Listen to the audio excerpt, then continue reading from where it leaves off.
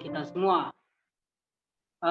Terima kasih Shalom. yang sudah hadir pada malam hari ini, dan juga mengucapkan selamat tahun baru bagi kita semua, di mana kita sudah bersukacita di hari Sabat kedua.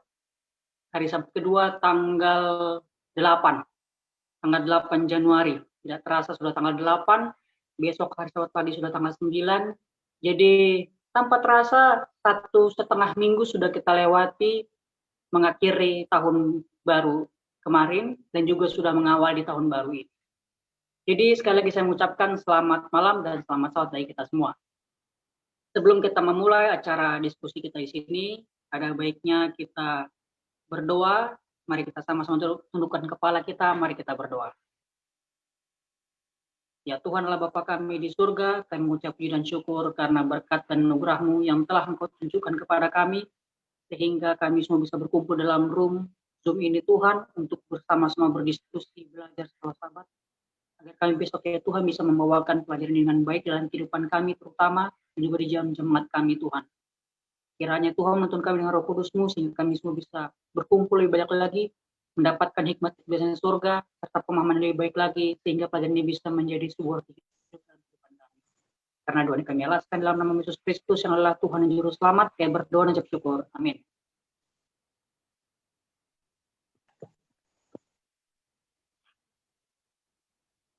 Sekali lagi saya mengucapkan selamat salat bagi kita semua, dan juga selamat datang kepada teman-teman yang baru hadir pada malam hari ini di dalam room Zoom untuk diskusi Persatuan Guru-Guru Sekolah Sabat dari PAGN. Pertama-tama, izinkan saya memperkenalkan diri. Saya adalah Pendeta Muda Polres Tampu Bolon yang merupakan juga bagian dari PAGN. Saya bekerja dan juga menjadi gembala di daerah Sumatera kawasan utara, khususnya menjadi gembala di Indrapura 2, dan juga sekolah perguruan Advent Tanjung Kasau, menjadi chaplain di sana. Dan juga kita semua bisa senang sekali bertemu teman-teman sekalian dari seluruh penjuru di Nusantara ini, dari Sabang sampai Merauke, yang kita semua bisa berkumpul bersama-sama untuk belajar bersama dan juga berdiskusi tentang pelajaran pada 1 minggu ini. Sebelum kita melanjutkan acara ini, ada beberapa hal yang perlu teman-teman ketahui. Yang pertama, tujuan daripada diskusi sekolah sahabat ini diadakan adalah ada 3.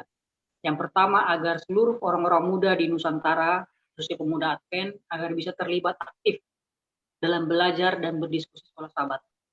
Yang kedua, agar umat-umat Tuhan, orang-orang muda Advent, dimanapun Anda berada, bisa mengaplikasikan pelajaran ini di dalam kehidupan kita sehari-hari. Dan yang ketiga adalah terutama supaya besok pagi atau besok hari di hari Sabat, kita bisa membawakan materi pelajaran kita ini dengan baik, dengan benar, sesuai dengan arah dan tujuan yang dianjurkan dan diarahkan oleh sekolah Sabat kita, sehingga dengan demikian kita bisa juga membangun sesama umat di dalam jemaat kita masing-masing. Itulah tujuan kenapa diadakan ruang diskusi terbuka sekolah Sabat oleh PAGN ini. Dan berikutnya, adapun peraturan, rules yang perlu teman-teman pahami di sini. Dan juga mungkin ada orang tua kami di sini yang baru bergabung, kami ucapkan selamat datang. Adapun ada peraturan ataupun rules yang perlu teman-teman ketahui dalam berdiskusi sekolah Sabat di sini adalah, yang pertama, kita harus memahami konteks dan pengertian yang mendalam dari pelajaran sekolah Sabat ini. Sehingga pada saat diskusi nanti tidak ada yang mungkin kasih keterangan lari-lari ataupun pertanyaan yang aneh-aneh, tidak. Jadi diharapkan agar kita mengerti konsep dan diskusi pelajaran Sabat minggu ini. Yang kedua adalah setiap dari antara kita boleh menyampaikan pendapat, keterangan tambahan ataupun pertanyaan dengan durasi per orang itu 5 menit. Jadi saya batasi 5 menit. Sekiranya nanti ada yang terlalu panjang ataupun diskusi juga terlalu melebar, saya sebagai moderator berhak untuk memotong dari perbincangan saudara tersebut. Kenapa? Agar kita juga bisa berbagi kepada teman-teman kita yang lain untuk menyampaikan pendapat dan juga pertanyaan-pertanyaannya. Yang ketiga adalah agar kita bisa berada di jalur konteks diskusi kita. Jangan kita menyinggung personal seseorang, jangan menyebut nama gereja atau denominasi lain selain dalam ruang lingkup gereja Advent. Jangan menyebut nama merek dagang, perusahaan karena kita bukan endorse. Dan juga jangan menyebut atau menyinggung hal-hal yang berbau dalam organisasi. Karena kita perlu bertumbuh dalam iman dan kerohanian secara pribadi dan terlebih kepada kita sesama pemuda Advent Gabungan Nusantara ini. Baik, untuk memulai diskusi kita, sebelum saya akan menyampaikan materi ini dalam bentuk pembukaan dan nanti kita akan berdiskusi panjang lebar ataupun bertanya, saya persilahkan bebas kita berpendapat. Kita akan mendengarkan puisi yang disampaikan oleh Kori Simbolon yang mewakili dari PAGN. Kepada Kori Simbolon saya persilahkan.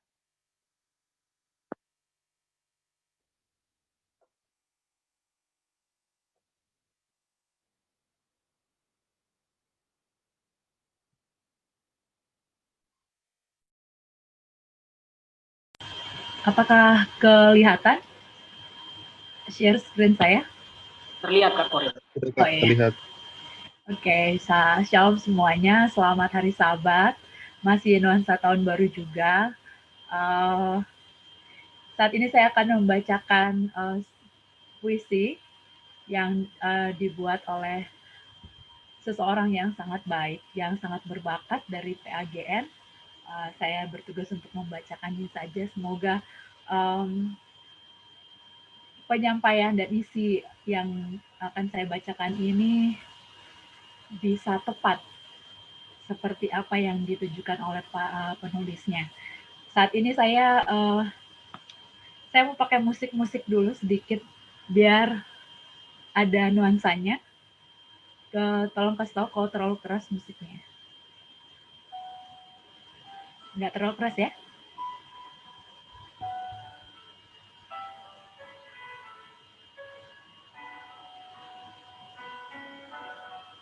Krisis kepemimpinan.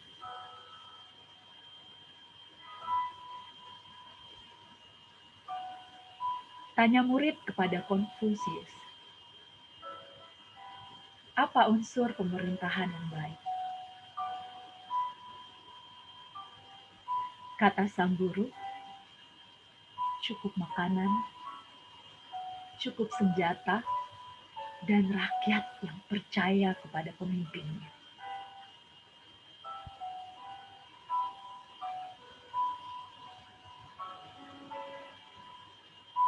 Tanya muridnya lagi, manakah yang paling utama?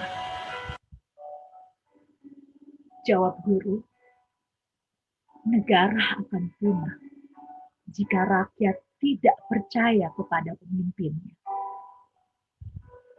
Ini adalah pelajaran yang penting untuk menjadi renungan bagi kita semua. Nabi Yesaya melihat Tuhan duduk di atas tahta yang tinggi dan menjulang. Ujung jubahnya penuh memenuhi bait suci. Itu menggambarkan perbedaan antara raja manusia dan raja semesta yang agung dan mulia. Yang kekudusan adalah ciri-ciri utamanya. Ketika raja dunia bergelimang ketenaran, prestasi, rasa penuh kuasa dan tinggi hati menggoda dan semakin merusak. Pelan, namun pasti meninggalkan Tuhan. Membuat kekejian di mata Tuhan. Najiskan kekuduskan Tuhan. Dan bahkan murka ketika menerima teguran Tuhan. Hukuman ilahi. Raja dunia hilang kehormatan. Penyakit dideritanya sampai pada hari wafatnya. Sedih, malu, nestapa, krisis kepemimpinan. Saudaraku, jika engkau ditunjuk oleh Tuhan untuk memimpin, untuk melayani Dia, atau untuk menjadi pemimpin di dalam kehidupan kekristenanmu, Adakah engkau pikirkan yang dibutuhkan olehmu? Seberapa setiakah engkau mengurus hal-hal yang kudus? Tidakkah engkau belajar dari pengalaman Raja Manusia itu? Ini pelajaranmu saat ini. Aku berdoa. Ya, kita semua berdoa. Jangan lengah. Tetaplah terus meminta keteguhan dari Raja semesta, Raja yang kudus. Dan maka, percayalah, krisis kepemimpinan jauh dalam hidup pelayanan. Tuhan memberkati kita semua. Amin.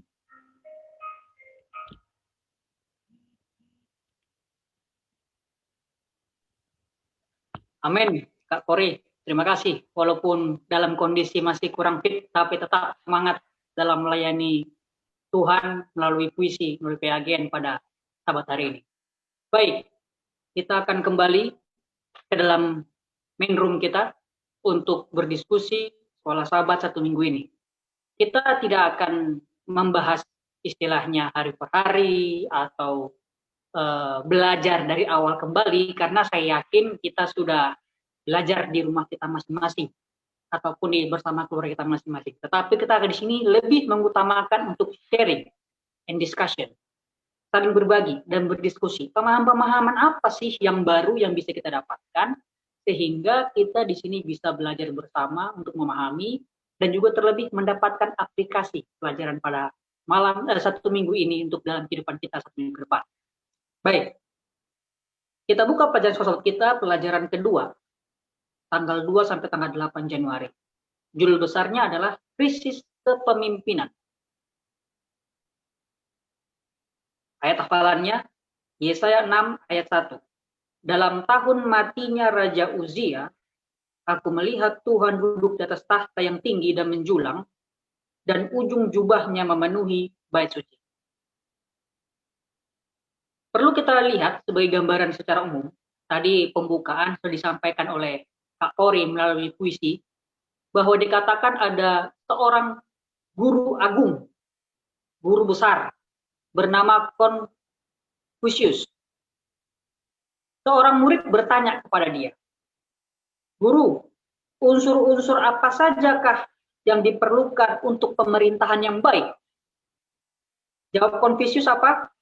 Cukup makan, cukup senjata, dan keyakinan rakyat biasa. Tapi muridnya bertanya kembali, seandainya Anda tidak memiliki pilihan kecuali harus membuang dari salah satu 3 unsur tersebut, apakah yang Anda buang? Jawabannya senjata. Kenapa? Karena orang hanya dengan makan dan juga yakin, orang sudah hidup.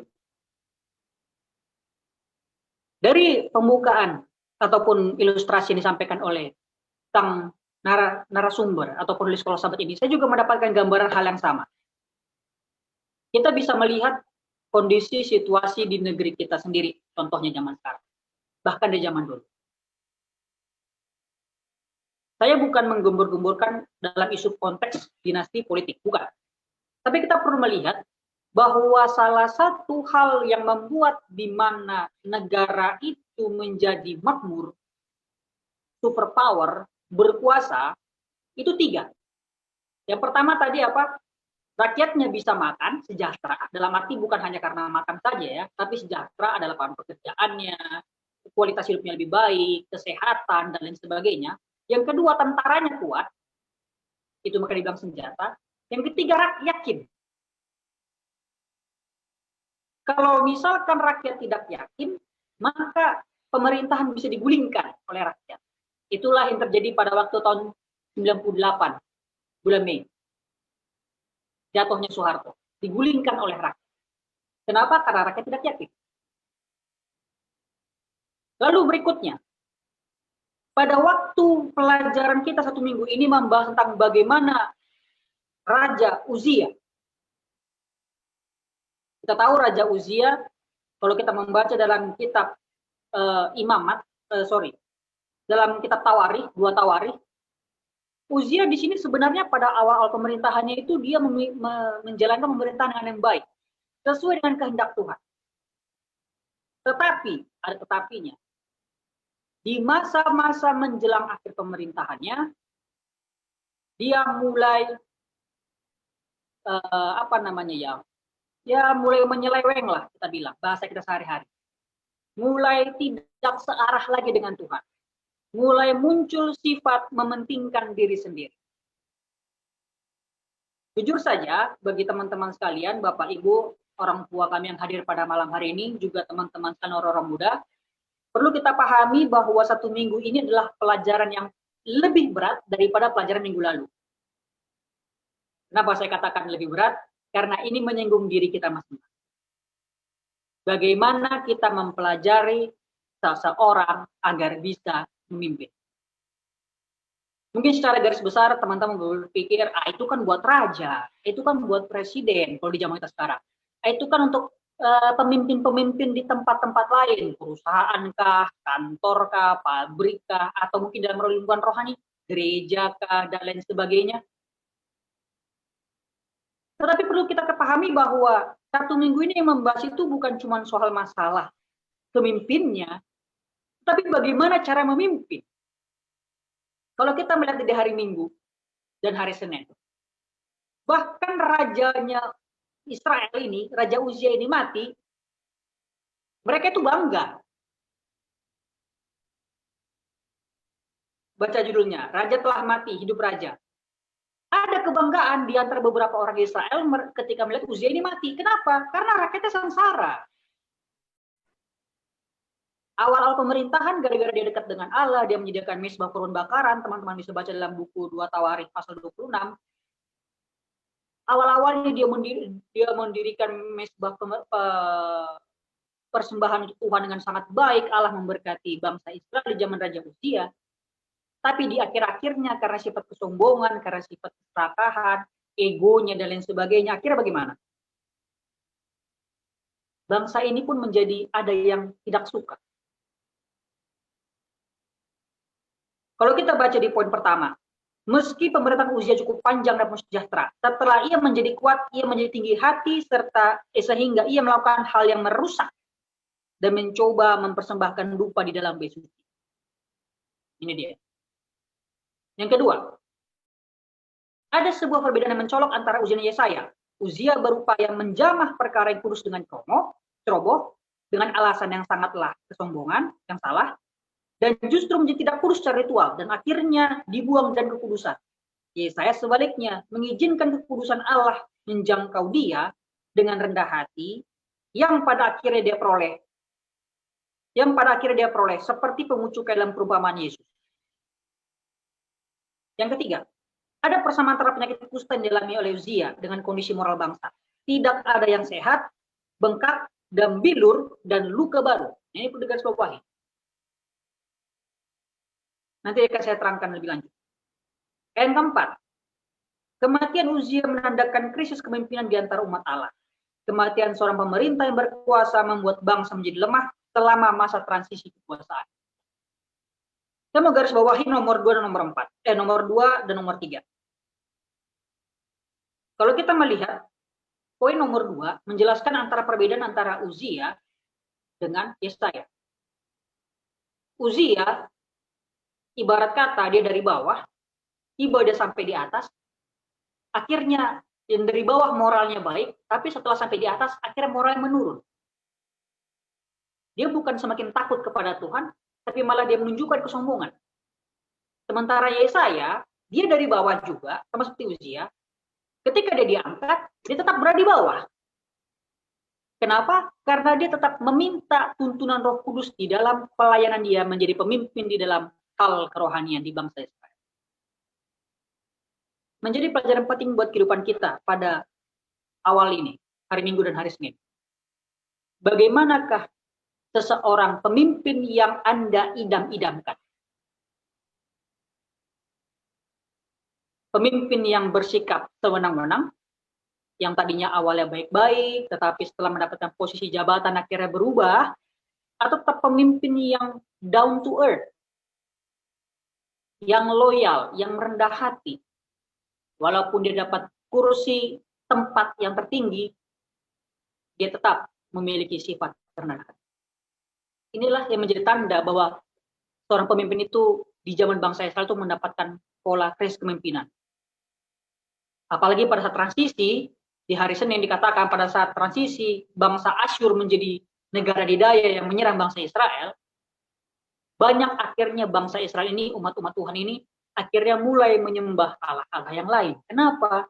Karena pemimpinnya sendiri tidak memberikan contoh yang baik untuk tak menyembah kepada Allah. Ini menjadi pelajaran penting bagi kehidupan kita. Ilustrasi sederhana. Ketika Anda melihat ular, entah ular apapun itu, mau ular berbisa atau ular tidak berbisa, ular besar atau ular kecil, mau ular piton, ular sanca, atau bahkan ular sawah sekalipun. Ketika Anda ingin menangkap ular tersebut, bagian manakah yang Anda tangkap? Boleh dijawab. Ketika teman-teman di sini melihat ular, bagian dari mana ular itu yang bisa ditangkap? Kepala. Kenapa kepala, Kak Kori? Karena kalau nangkap ekornya nanti kita digigit. Patok, digigit. Oh iya, digigit. Berani tangkap. Kalau ularnya kecil ditangkap Pak Pen, kalau gede enggak ada, takut. Cacing aja, cacing lah. Cacing. Iya, jadi betul. Kita harus tangkap kepalanya. Kenapa? Karena kalau kita tangkap badannya, tangan kita akan dipatok. Beruntung kalau ularnya tidak berbisa. Kalau berbisa, hidup dan mati. Tapi kalau kita tangkap kepalanya, nah paling badannya itu melilit kita saja. Tidak ada akibat fatal di situ. Perlu kita pahami, ketika kita mendapatkan seorang pemimpin yang mulai menyeleweng, maka bawahan-bawahannya juga akan ikut. Rata-rata demikian. Dan kebanyakan demikian. Kalau ada pemimpin kepalanya ini yang baik, yang berjalan sesuai dengan kehendak Tuhan, maka bawahannya juga akan demikian. Rata-rata, walaupun tidak 100% ya. Saya tidak bisa jamin 100%, karena kenapa? Karena kebanyakan manusia itu di luar bisa berbicara iya, tapi hati tidak ada yang tahu. Jadi saya bilang rata-rata. Lantas, bagaimanakah pola kepemimpinan yang Tuhan mau berikutnya di pelajaran kita pada hari ini, pada satu minggu ini, dari hari Selasa sampai hari Kamis? Mungkin sejauh ini ada pertanyaan atau tambahan, saya persilahkan terlebih dahulu. Mengenai hari Minggu dan hari Senin, bagaimana pola pelayanan Raja Uzia dan juga pola pelayanan Yesaya yang menjadi perbandingan. Kalau belum ada, saya lanjutkan lagi. Tambahan aja, Pastor, ya, bisa ya? Ya, silakan. Sebut nama dulu ya. Nama dan daerah. Dedi, Pastor. Dedi dari Kendari. Iya. Siap. Jadi tambahan aja ya. Jadi kalau kita lihat ya, usia semakin tinggi posisinya, semakin tinggi juga dia ingin sesuatu yang lebih. Bahkan dia mencoba untuk mengambil kesucian itu dengan kekuasaannya. Nah, Allah tidak senang dengan ini. Sementara Yesaya dia menyambut Dia menyambut di sekolah sahabat bilang kayak panggilan Tuhan. Dia menyambut, bukan dia ingin menyamakan, tapi dia menyambut. Maka Tuhan jubahnya itu yang menyelimuti bait suci itu, Tuhan juga menyelimuti dia dengan kesucian Tuhan. Jadi dia mendapat kesucian dari Tuhan. Beda dengan usia, dia pengen membuat kesuciannya sendiri, sejenis itu ya mungkin kata-katanya. Nah, aplikasi buat kita apa? Kita mungkin sekarang lagi ada di posisi-posisi yang kita nggak tahu ya, mungkin lagi start from the bottom, ada yang udah di middle, ada yang udah tinggi. Hati-hati, karena kadang kalau kita sudah di atas, kita pengen orang yang di bawah jadi orang yang di bawah itu bisa lihat apa yang kita buat. Akhirnya kita buat segala sesuatu semau kita, sesuai kayak usia, semaunya kita aja kita buat, sehingga bukan sesuatu yang baik yang muncul, tapi sesuatu yang tidak baik yang muncul pada kita. Jadi kita hati-hati aja. Oke, itu tambahan sedikit, Pastor. Thank you. Baik, terima kasih, Dedi dari Kendari. Kita lanjut dulu. Kita ke hari Selasa dan hari Rabu. Saya kasih gambaran. Kalau kita melihat hari Selasa dan hari Rabu ini adalah merupakan kelanjutan dari panggilan Tuhan kepada Yesaya. Ya, kita ketahui di dalam kitab Yesaya itu ayat yang terkenal itu Yesaya 6 ayat 8. Apa itu Yesaya 6 ayat 8? Maka sahutku, inilah aku, utuslah aku. Nah, jadi inilah ayat yang paling terkenal. Jadi kita perlu pahami ketika kita dipanggil Tuhan untuk menghadapi pelayanan ini. Apakah kepribadian kita sudah siap untuk menghadapi kepribadian yang baru, pelayanan yang baru, dan juga berikutnya, apakah kita memang siap mendapatkan panggilan ini?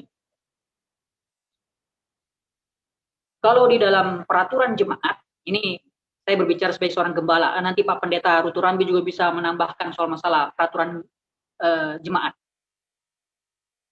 Di dalam peraturan jemaat, seseorang yang akan mengambil bagian, yang akan mendapatkan pelayanan, contoh menjadi diakon atau diakones, ketua jemaat. Inilah 3 yang mendapatkan pengurapan. Baru pendeta. Pendeta itu kan sudah pasti beda, karena dia nggak dari jemaat diambil. Tapi yang 3 ini loh kita perlu pahami. Ada peraturan tertulis dalam peraturan jemaat dan juga peraturan dalam Alkitab. Bagaimana ketiga orang ini yang mendapatkan panggilan dalam pelayanan. Sebelum mereka mendapatkan pengurapan. Poin yang pertama, yang paling besar, yang nomor 1, bukanlah orang tercemar. Apa itu orang tercemar?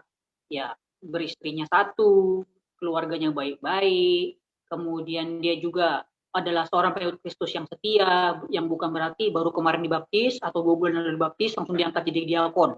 Supaya aktif di gereja kita, gara-gara nggak lagi orang lagi yang lain. Sudahlah dialah karena baru dibaptis dia kan sudah aktif dia. Dia kita angkat jadi diakon. Nah, itu tidak bisa sebenarnya. Kemudian juga orang yang bercakap lidah yang baik.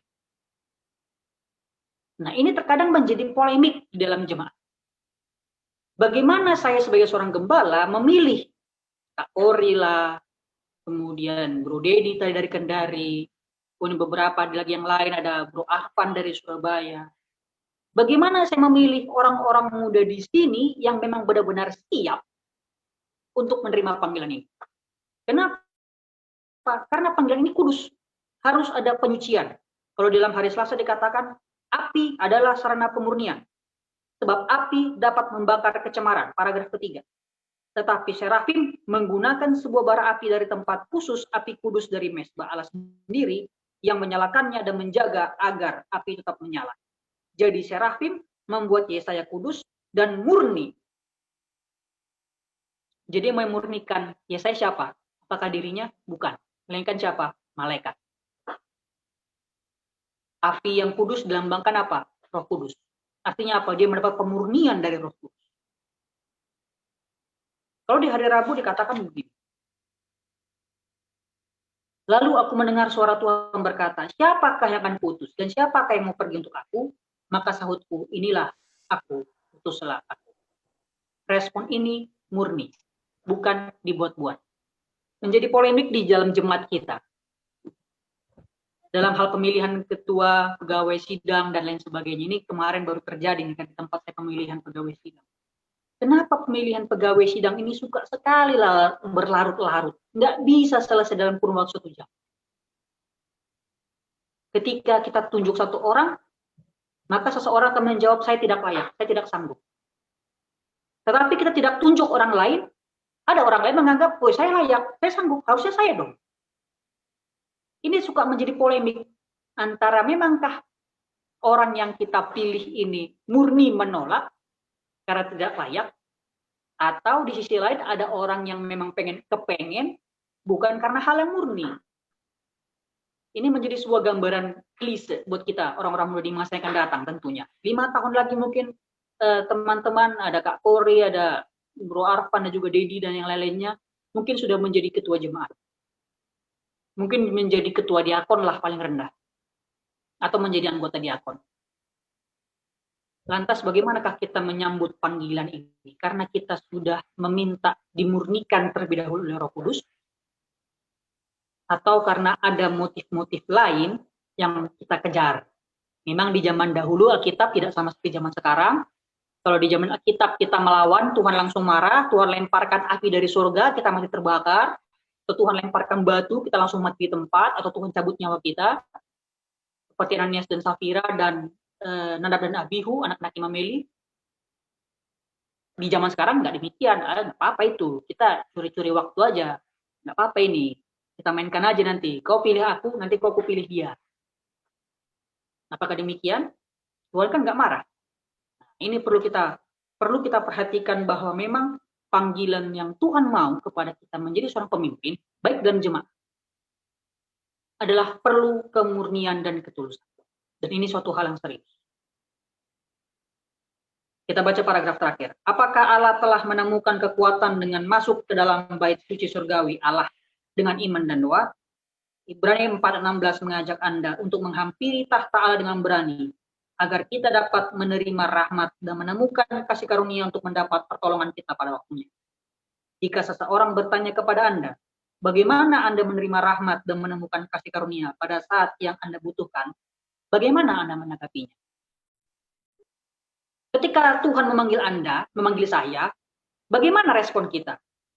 Dan pertanyaan berikutnya, bagaimana saya bisa yakin bahwa yang memanggil saya ini Tuhan? Nah, ini menjadi problem juga. Sebagai aplikasi dalam kehidupan sehari-hari ya. Contoh, kalau teman-teman tanya, saya secara pribadi, ini saya sudah melayani 7 tahun. Saya tamat dari Perguruan Tinggi Advent Surya Nusantara di Siantar, Pematang Siantar, Sumatera Utara. Saya tamat dari kampus kita di sana tahun 2013. Wisudanya 2013, tapi saya sudah selesai pendidikan 2012. Jadi waktu melamar di Sumatera Utara ini, pada waktu interview, direktur kependetaannya tanya saya, Paulus, kenapa kau mau jadi pendeta? Apa jawaban saya? Saya tidak tahu, Pak. Sampai hari ini saya belum dapat jawabannya. Saya bilang. Teman-teman saya yang lain juga ditanya, kami ada 5 orang. Kami berlima ditanya. 5-limanya ada yang menjawab, mendapat mimpi lah, mendapat ilham, dipanggil Tuhan lewat mimpi. Ada yang sakit, jadi sembuh, jadi saya ingin mengabdi kepada Tuhan, saya sudah bernazar. Ada yang didorong keluarga, ada yang dipanggil Tuhan, dan lain sebagainya. Jawabannya unik-unik, lucu-lucu. Hanya jawaban saya tidak masuk di akal. Saya nggak tahu, Pak. Kenapa saya bilang nggak tahu? Ditanya lagi, kenapa kok nggak tahu? Tipe saya orang ini tepat puas, Pak. Saya bilang. Mungkin kalau misalkan Tuhan kasih tahu jawabannya sama saya, kenapa Tuhan mau panggil saya? Mungkin saya akan langsung tinggalkan kependetaan ini, karena saya sudah puas dong, sudah dapat jawabannya. Jadi Tuhan mungkin sengaja rahasiakan itu sama saya, supaya saya bisa tetap benar-benar mencari Tuhan dengan sepenuh hati. Jadi kependetaan cuma geleng-geleng kepala. Ngangguk-ngangguk. Menjadi pelajaran penting buat kehidupan kita. Bagaimanakah kita menyikapi panggilan Tuhan di dalam kehidupan kita? Benarkah kita bersedia murni? Dan siapkah kita dimurnikan oleh api pelayanan Tuhan, api kudus, yaitu Roh Kudus? Itu mungkin kita bisa jawab di dalam hati kita masing-masing. Kalau ada pertanyaan atau tambahan, saya persilahkan.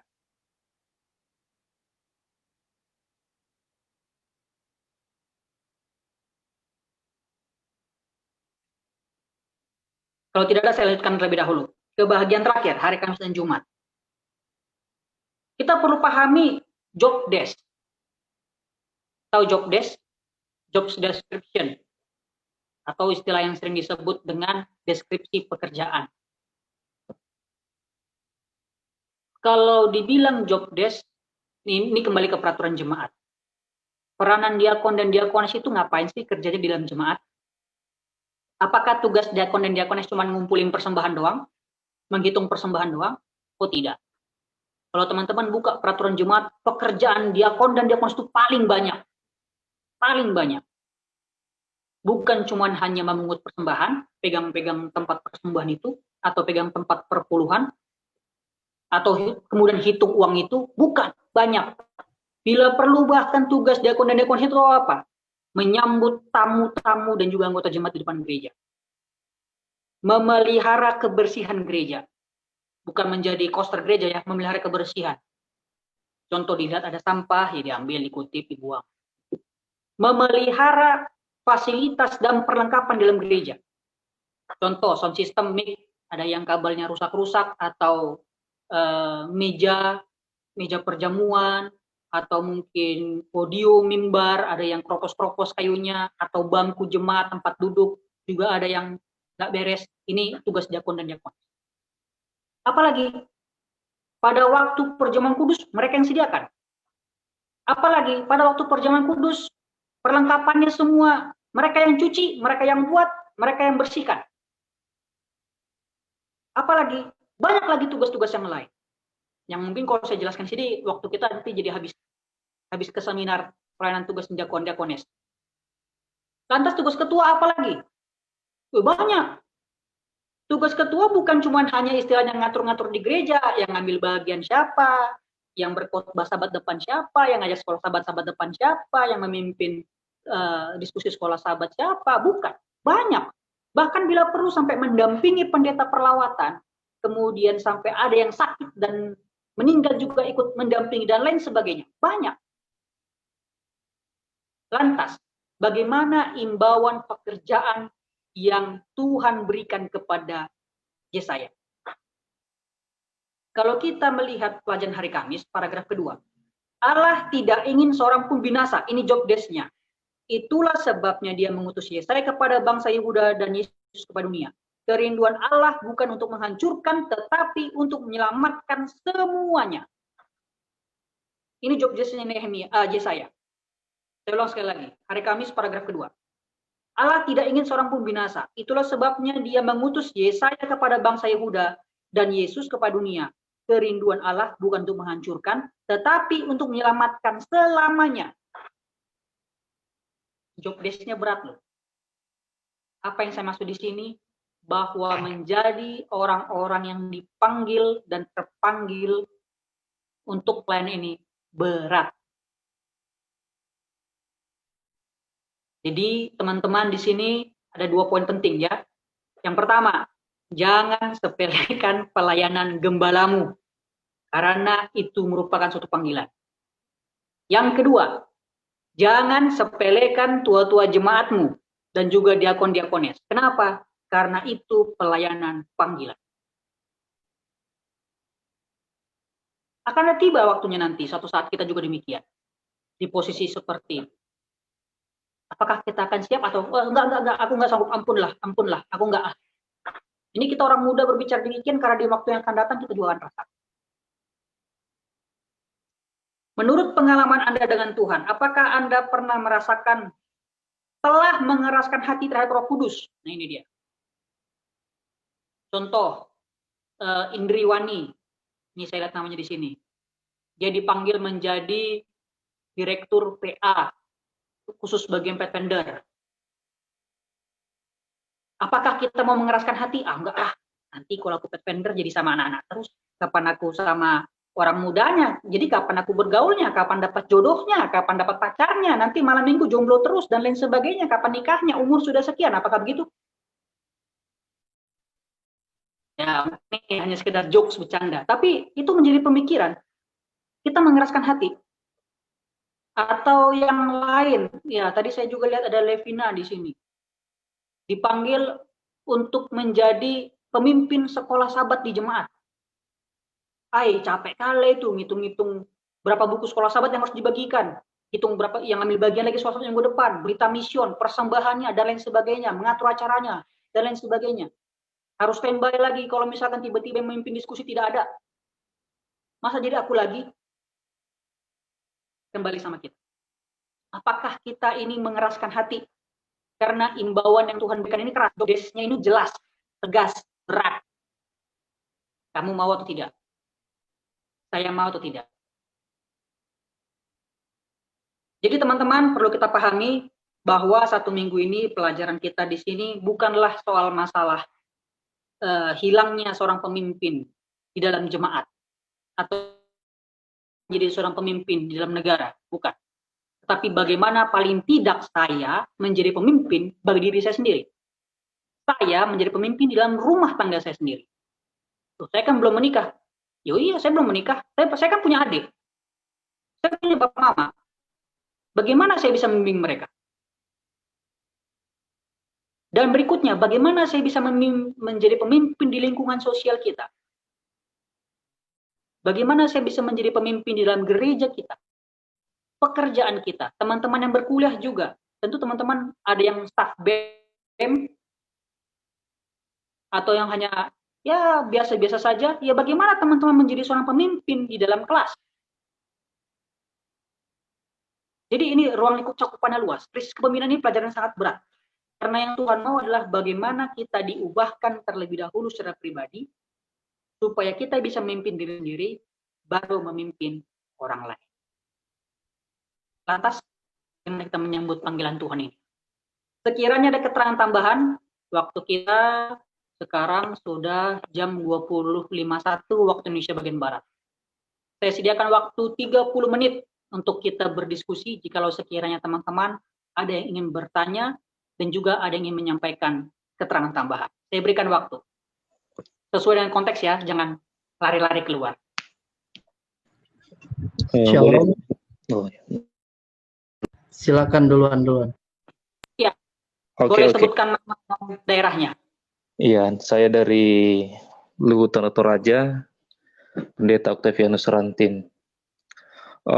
Ya. Menarik sekali ya, kalau kita belajar tentang pelajaran sekolah sahabat ini tentang krisis kepemimpinan, ternyata ini sudah dimulai dari zaman Yesaya, bahkan nabi-nabi sebelumnya. Bahkan kalau kita belajar tentang sejarah bangsa Israel, kenapa mereka terpecah menjadi dua kerajaan, ya, kerajaan utara dan selatan, oleh karena kepemimpinan, ya, masalah kepemimpinan, dan tidak bisa dipisahkan kepemimpinan di agama dan juga negara atau kerajaan Israel waktu itu. Dan kalau kita perhatikan tentang kepemimpinan ini, krisis kepemimpinan ini sebenarnya dimulai dari bagaimana mereka ini mau ada raja yang memimpin mereka, bukan lagi Allah yang memimpin mereka, ya. Jadi kita melihat mulai dari mereka memilih Saul, lalu Daud dan anak-anaknya, semuanya kan dipimpin oleh orang-orang yang tidak sempurna. Ya, bahkan sampai di masa Yesaya, Usia yang oleh karena sudah menjadi kuat dan lain-lain, ya, di akhirnya di masa tuanya, di akhir-akhir dari kepemimpinannya, kerajaan Yehuda ini atau kerajaan selatan ini juga akhirnya goyah, ya, oleh karena kepemimpinan yang salah, kesombongan, keangkuhan, bahkan sampai di masa Hizkia, ya, kita melihat semua kepemimpinannya tidak bagus lah, ada kekurangan masing-masing, ya. Jadi benar sekali apa yang disampaikan oleh pemakalah tadi, bagaimana kepemimpinan itu dimulai dari diri kita sendiri. Ini aplikasinya dalam kehidupan, ya. Ya, dimulai dari diri kita sendiri. Dan saya melihat kepemimpinan agama yang dilakukan oleh Yesaya ini adalah sangat penting sekali. Bagaimana orang yang menjadi pemimpin itu, dia benar-benar menyadari dirinya. Kalau kita baca dalam Yesaya pasal 6 ini, yang pertama adalah dia benar-benar menyadari dirinya bahwa mereka ini adalah, atau saya ini kalau saya mau jadi pemimpin dalam rohani, baik sebagai ketua diakon tadi atau diakones, BWA, atau bahkan menjadi seorang pendeta, saya harus menyadari bahwa saya ini tidak ada apa-apanya. Saya ini adalah manusia yang penuh dengan kekurangan. Dan setelah itu kita dikuasai oleh Roh Kudus dan meminta pengampunan, kita disucikan, barulah kita berani untuk memimpin dalam hal rohani ini. Kenapa ini sangat penting? Oleh karena menjadi pemimpin rohani, ya, ini adalah tugas yang sangat-sangat besar. Walaupun pekerjaan ini adalah pekerjaan yang sangat istimewa, pekerjaan terbesar, namun kita harus menyadari juga tanggung jawabnya itu adalah sangat besar. Lebih baik jangan jadi pemimpin daripada membawa umat-umat ini binasa. Karena pelayanan kita adalah membawa umat-umat Tuhan untuk masuk ke surga, dan ini adalah pelayanan sangat besar sekali. Ya, jadi perlu disadari bahwa apalagi dalam gereja janganlah ada politik. Mau jadi seorang pendeta hanya rindu, kalau boleh saya jadi direktur sekolah sahabat atau menjadi kependetaan atau bahkan menjadi ketua. ataupun bahkan jabatan-jabatan dalam organisasi. Ya, jadi jangan pernah kita mau memimpikan untuk itu oleh karena tugas tanggung jawab pelayanan kita ini di jemaat, ya, bahkan dalam organisasi gereja kita adalah untuk membawa jiwa-jiwa datang kepada Tuhan. Ini sangat penting untuk disadari secara kita manusia. Jadi yang pertama adalah konsep yang saya dapatkan dari pelajaran ini adalah pelayanan ini sangat penting sekali, memimpin umat-umat Tuhan masuk ke dalam kerajaan surga. Jangan pernah kita bermain-main dalam pelayanan ini atau mempermainkan jabatan kita. Ini adalah tanggung jawab kita, bukan hanya pendeta. Ingat tadi pelajaran ini bukan hanya pendeta, tetapi pemimpin di dalam keluarga, di dalam departemen-departemen, sekolah sahabat, PA dan lain-lain. Itu kita adalah pemimpin rohani yang mempersiapkan umat-umat Tuhan untuk masuk ke dalam surga. Jadi jangan semua ketika ada kesalahan dalam jemaat semuanya soroti pendeta. Ya, atau soroti yang lain-lain, atau pendeta juga menyalahkan yang anggotanya. Ingat, ini adalah pekerjaan kita bersama untuk mempersiapkan setiap jiwa masuk ke dalam. Kameranya gelap ya, Pendeta Rantin. Iya, sir. Oke. Baik, saya pikir seperti itu saja. Jadi ini adalah pelayanan yang sangat besar sekali, ya. Hati-hati dengan melayani umat-umat Tuhan kalau kalau kita tidak siap betul, ya. Kalau kita tidak menyadari betul panggilan ini, hati-hati, karena ada yang saya melihat banyak juga hamba-hamba Tuhan, bahkan bukan hanya hamba-hamba Tuhan tetapi para pemimpin-pemimpin di gereja, mereka ini hanya sebagai atas nama saja, atas nama pendeta, atas nama ketua jemaat, tapi pelayanannya tidak dilakukan dengan sungguh-sungguh. Saya pikir kita harus benar-benar menyadari panggilan kita sebagai pelayan-pelayan Tuhan dimanapun kita dipercayakan. Terima kasih. Listrik ya, Pendeta mati listrik sana. Coba buka kamera. Pendeta Rantin bisa buka kamera? Buka kamera. Kalau saya buka kameranya di sini jaringannya agak jelek. Oh, iya. Oke. Jadi Di pedalaman ya desa ya. Di jemaat mana? Di Batu Tanduk, Sir. Oh ya, Batu Tanduk. Oke. Batu Iya, Tanduk. jaringannya agak jelek kalau Jaringan ya. pakai smartphone. Oke. Yo. Baik, terima kasih Pendeta Rantin. Mungkin ada lagi tambahan dari teman-teman sekalian, atau mungkin dari Bapak Pendeta Rutu Rambi memberikan keterangan tambahan soal masalah kepemimpinan ini. Silahkan. Oke, baik. Hanya memberikan sedikit gambaran untuk menjadi seorang pemimpin. Kita mau mengambil aplikasinya. Syarat untuk menjadi pemimpin. Syarat menjadi pemimpin sekarang, syarat menjadi pemimpin orang muda. Jangan menunggu hari esok menjadi pemimpin, tapi sekaranglah orang-orang muda menjadi pemimpin. Banyak ketua-ketua jemaat sekarang dari orang muda jadi ketua jemaat. Dan berbagai bidang orang tua muda jadi ketua jemaat. Juga di perusahaan-perusahaan banyak jadi orang muda jadi pemimpin.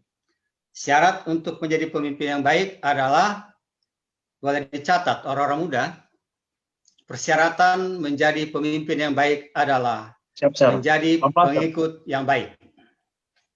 Mencari pengikut yang baik, Sir, ya. Menjadi pengikut yang baik. Syarat menjadi pemimpin yang baik adalah menjadi pengikut yang baik. Good leader, good follower. Kalau kita mau menjadi pemimpin yang baik, jadilah pengikut yang baik. Itu syarat. Berikut, tadi sudah disampaikan Pendeta Tampu Bolon, jadilah pemimpin untuk dirimu sendiri. As a leader to yourself. Mari kita pimpin diri kita sendiri, kita berdisiplin diri kita sendiri, atur diri kita sendiri. Nanti orang akan lihat bagaimana gaya hidup kita. Oke? Jadilah pemimpin diri. Ini kita cuma mau lihat aplikasi-aplikasinya. Yang berikut, memimpin dengan contoh. Memimpin dengan contoh. Lead by example. Memimpin dengan contoh, lead by example. Contoh. Kalau kerja bakti, nggak usah suruh-suruh. Nggak usah perintah-perintah. Kerja-kerja, nanti orang lain ikut. Kerja bakti, kerja saja, nanti orang lain ikut. Contoh. Berikut, leader itu adalah skill. Kepemimpinan itu adalah keterampilan. Skill, keterampilan. Jadi Anda tidak usah kejar-kejar. Orang akan kejar Anda punya kepemimpinan. Orang akan pilih Anda. Kalau memang itu lead skill, orang akan kejar. Nggak usah pusing-pusing. skill. Leader itu karisma. Jadi kepemimpinan itu karisma. Kalau kita memang memiliki karisma, orang akan pilih, orang akan kejar kita. Nggak usah kejar-kejar, nggak usah dusu-dusu. Orang udah bilang nggak usah dusu-dusu. Kemudian yang terakhir, leader adalah influence. Leader itu pengaruh. Kalau saudara punya pengaruh, pasti ada pengikut. Jadi di dalam jemaat, kalau seorang ketua jemaat, pemimpin apa saja, kalau mereka punya pengaruh, mereka akan dipilih. Pendeta Rantin sampaikan, tidak usah baku-baku dusu, baku-baku ini mengenai pemilihan. Itu kita timbulkan saja, minta sama Tuhan, sucikan bibir Yesaya. Itu bibir mewakili kepribadian, mewakili seluruh kepribadian kehidupan Yesaya. Bukan cuma mulutnya, bukan cuma kata-katanya, semuanya. Minta sama Tuhan, dengan demikian kita akan menjadi pemimpin yang baik. Oke, itu gambaran tambah secara umum. Mungkin ada tambahan yang lain, silakan orang muda. Terima kasih Pendeta Ruturambi, luar biasa tambahannya, jelas sekali. Ya, ada dua pertanyaan di sini dari teman-teman kita. Yang pertama dari Yohanis dari DMPB, daerah Misi Papua. Kemudian nanti dari Esther Nenggolan. Silakan Bro Yohanis, boleh sampaikan pertanyaannya. Kalau bisa, open cap. Oke, terima kasih. Apa suara saya terdengar ya? Jelas. Boleh. Boleh open Oke. cap. Terima kasih Pastor, saya izin duluan karena di sini sudah jam 11. Iya. Jadi saya mungkin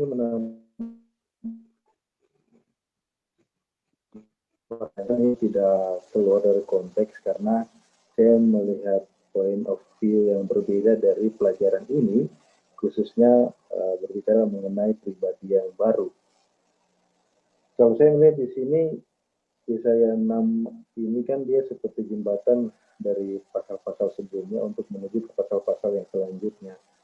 Nah, ada satu momen yang biasa yang saya lihat ini satu reaksi yang tadi sebenarnya kita sudah singgung, Pak Wara sudah singgung luar, nanti kita sudah menambahkan ya, bagaimana reaksi saya ketika dia melihat kemuliaan Allah. Saya menambahkan bagaimana Yesaya melihat kemuliaan Allah dan kemudian reaksi yang dimunculkan yang timbul kemudian adalah dia menyadari akan kekurangannya. Ya, dia menyadari bahwa dia ini pribadi yang lidahnya atau mulutnya ini tidak baik dan segala macam. Nah, saya coba compare dengan beberapa reaksi dari beberapa orang yang sudah melihat kemuliaan Allah, ya, kemudian reaksi yang mereka munculkan kurang lebih sama. Contohnya ada Musa, ada Yeremia, terus yang berikut juga ada Petrus, ya.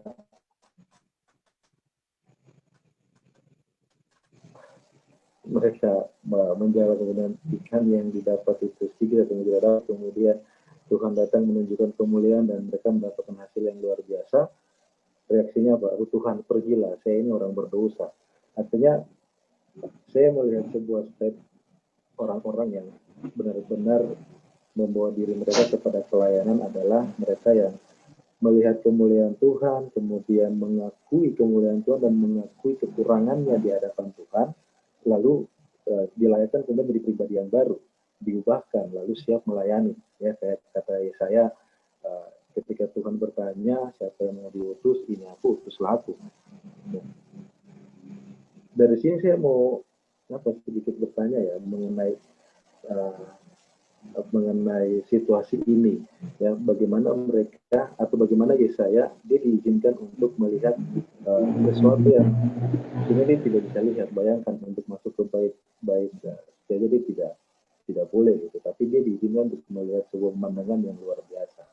Artinya dia diizinkan untuk melihat Tuhan. Petrus diizinkan untuk melihat kemuliaan Tuhan, Yeremia, kemudian Musa, Abraham juga diizinkan untuk melihat kemuliaan Tuhan, dan mereka setelah melihat kemuliaan Tuhan itu merasa dirinya sangat kekurangan, benar-benar manusia yang berdosa dan lain sebagainya. Dan jadi pertanyaan saya, mungkin menambahkan ya dari view yang berbeda. Saya melihat di sini apakah melihat mulia Tuhan itu kita menyadari kekurangan kita lalu bertobat dengan sungguh-sungguh, itu adalah di saat ketika saya baca Ayub pasal 24.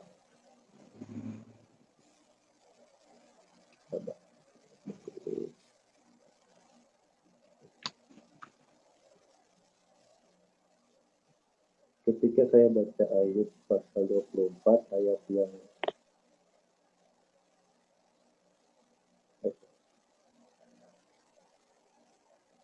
ya di sana intinya adalah di dalam kesesakanlah dia melihat kemuliaan Allah itu dan kekurangannya. Pertanyaan saya, apakah harus kita ketemu masalah dulu baru kita mengakui kemuliaan Tuhan, atau mungkin ada view yang lain, atau mungkin ada konsep yang lain gitu. Mungkin itu yang saya tambahkan sekaligus bertanya ya, karena di dalam hal ini ketika manusia tidak memahami kekurangannya, kadang-kadang dia akan pada posisi seperti si Raja Uzia ini. Terima kasih, Pak Pendeta. Ya, terima kasih, Brother Johannes dari Papua. Pertanyaannya menarik. Kalau kita melihat pada sahabat kita di sini, banyak yang dikasih tunjuk untuk melihat kemuliaan Allah dulu, baru mereka sadar bahwa mereka sebenarnya tidak layak dan mendapatkan ya pengurangan Roh Kudus seperti itu. Lantas, apakah dengan kita di zaman sekarang juga bisa terjadi demikian? Harus melihat kemuliaan Allah dulu, atau melihat tentang Allah dulu, baru kita menjadi sadar akan hal ini sehingga kita bisa bertobat dan ikut Tuhan. Nah, bagaimana dengan dari teman-teman sekalian? Apakah memang perlu demikian? Contohnya, Brother Arfan harus lihat dulu malaikat itu datang depan muka dia baru dia bertobat, atau Indri atau Kak Kori atau siapapun kita demikian? Apakah harus lihat yang lain sehingga kita baru bertobat? Nah, ini boleh kita sampaikan dalam merespon panggilan Tuhan tersebut. Boleh ada memberikan keterangan tambahan dari pertanyaan Saudara Yohanes. Setelah dari sini, dari Papua kita akan ke Aceh. Dari Sabang sampai Merauke, kan bener kan? Dari Papua pertanyaan Brother Johannes, nanti kita akan juga dengarkan pertanyaan dari Saudari Esther Nenggolan dari Aceh. Boleh direspon dari pertanyaan Saudara Yohanes, silakan. Ada yang memberikan tanggapan, saya persilakan.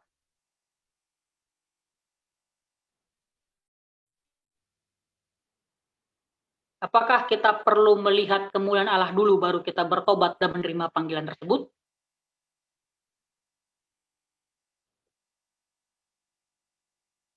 Dari Boas mungkin? Oke, jadi itu pertanyaannya sebenarnya menarik ya. Apakah kita perlu melihat kemuliaan Allah dulu baru bertobat atau enggak? Itu sebenarnya nggak perlu ditanyakan karena setiap hari kita melihat kemuliaan Allah. Kalau kita baca di kitab Ayub ya, yang dibilang langit menceritakan kemuliaannya segala macam itu. Jadi sebenarnya kita nggak perlu kayak Yesaya, kita pun setiap hari melihat kemuliaan Allah gitu. Nah masalahnya kita terlalu itu dibilang kitab Mazmur ya. Kita terlalu sibuk untuk memikirkan hal-hal yang sifatnya terlalu wah sampai akhirnya kita melupakan bahwa di Alkitab sendiri dikatakan yang tadi, langit menceritakan kemuliaan Tuhan, bumi menceritakan karya yang besar. Jadi kita terlalu menunggu hal-hal yang besar. Itulah yang terjadi, makanya Tuhan memberikan contoh lewat Nabi Elia. Kalau kita tahu ada yang angin besar, guru segala macam, gempa, tapi Tuhan nggak ada di situ. Tapi lewat angin sepoi-sepoi Tuhan ada. Artinya kita jangan tunggu kemuliaan Allah seperti kayak Yesaya suatu hal yang wah gitu. Karena dalam angin sepoi-sepoi pun Tuhan ada gitu. Jadi kalau pertanyaannya perlu nggak nunggu ini, sebenarnya nggak perlu karena setiap hari kita selalu merasakan kemuliaan Allah. Itulah sama kayak kasusnya dengan 12 murid Yesus.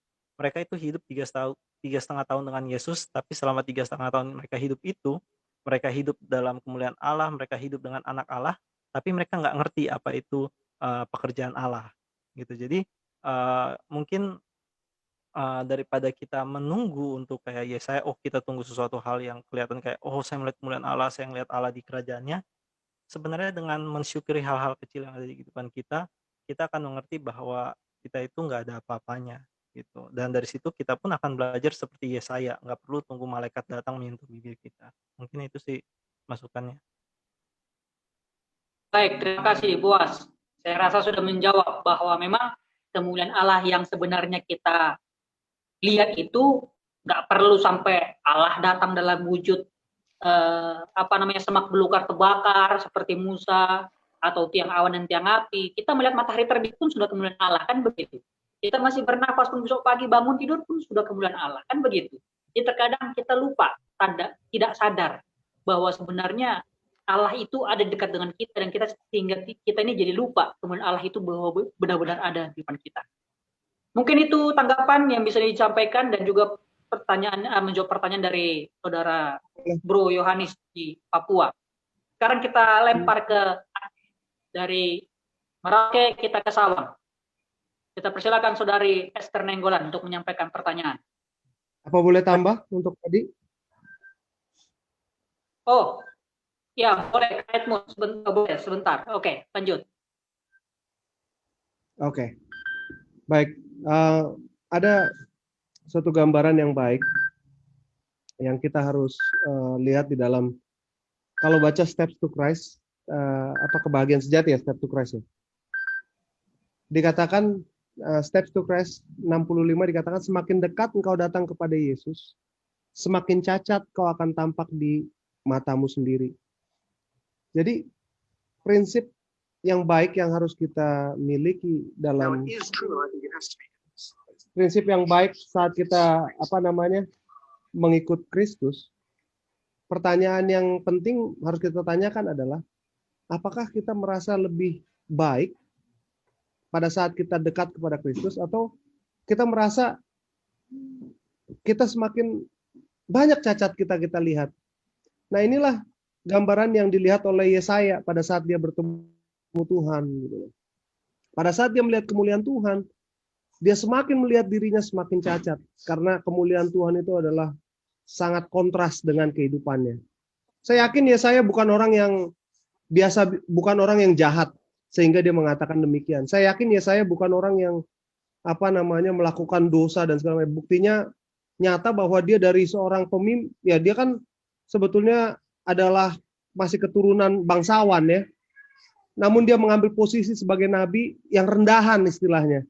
Itu aja udah menggambarkan dia orang yang rendah hati. Namun pada saat dia melihat kemuliaan Allah, semakin dia merasa tidak layak. Jadi semakin kita dekat Bro Anis kepada Tuhan, memang kenyataannya kita akan semakin merasa bahwa kita tidak layak untuk melayani Tuhan. Hanya disitulah kita bisa melihat pemimpin-pemimpin di zaman now yang rendah hati itulah yang kita butuhkan. Bukan orang yang merasa, saya sudah lebih bagus dari dia, saya sudah lebih baik dari mereka. Tapi kita memang sangat membutuhkan orang-orang seperti Jokowi contohnya. Kenapa orang sangat senang dengan dia? Karena orang rendah hati gitu loh. Itulah sebabnya kita perlu sangat perlu melihat kepada karakter Kristus setiap hari, memandang kepada dia, maka kita akan diubahkan. Kira-kira begitu. Baik, terima kasih Bang Edmond atas keterangan tambahannya yang luar biasa. Kita lanjut ke Aceh. Saudari Esther, persilahkan. Baik, terima kasih.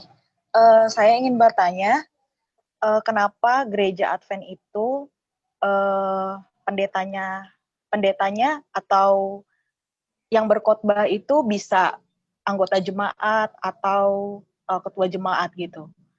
Sedangkan yang saya tahu, mohon koreksi, kalau misalnya di denominasi lain itu bisa harus pendetanya seperti itu yang harus berbicara atau melayani seperti itu. Lalu yang kedua, melihat sejarah dari Raja Uzia. Putus-putus? Iya. Jelas Esther. Jelas ya? Jelas. Paulus yang putus-putus. Oke, baik, saya ulangi. Kenapa di gereja kita, gereja Advent itu, yang berkhotbah atau melayani itu bisa anggota jemaat atau ketua jemaatnya gitu, tidak harus pendeta. Sedangkan yang saya tahu, mohon saya koreksi, kalau misalnya di denominasi lain itu bisa harus pendetanya seperti itu yang berkhotbah.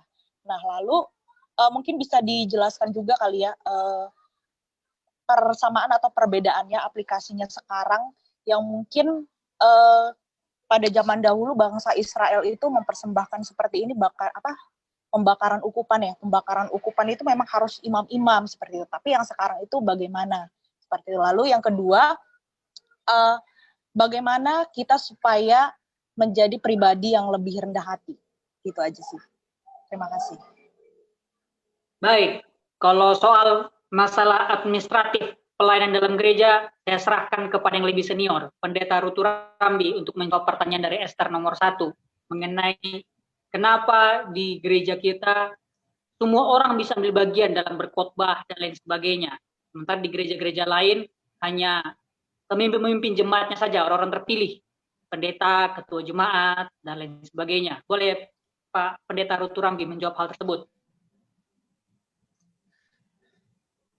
Baik, Petrus mengatakan kita adalah apa? 1 Petrus 2 ayat 9 apa?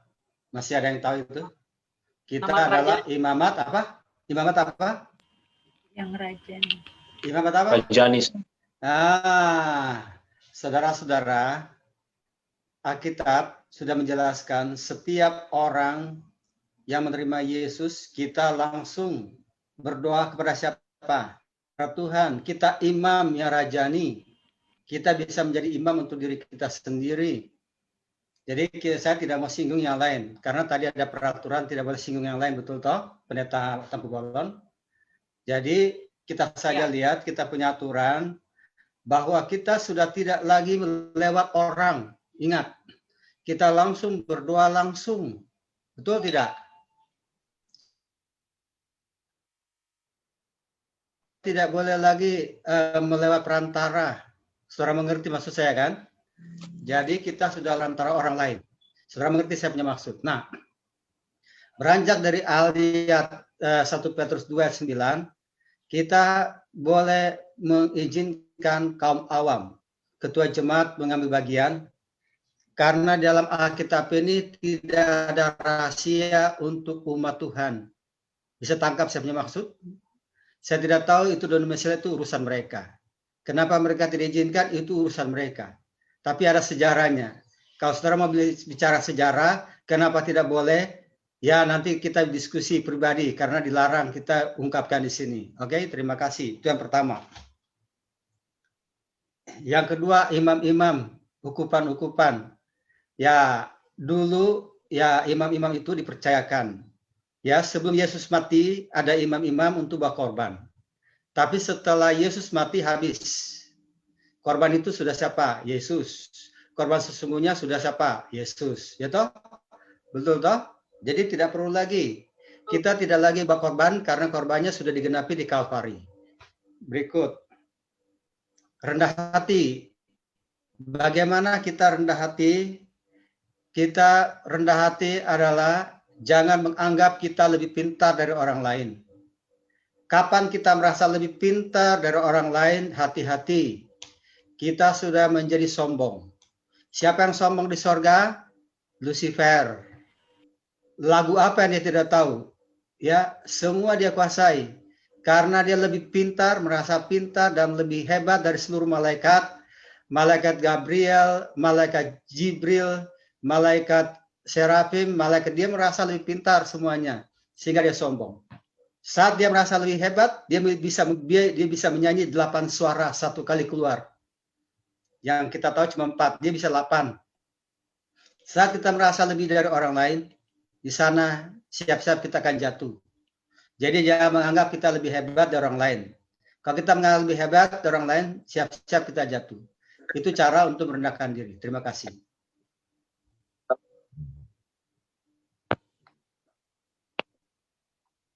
Ya, terima kasih Pendeta.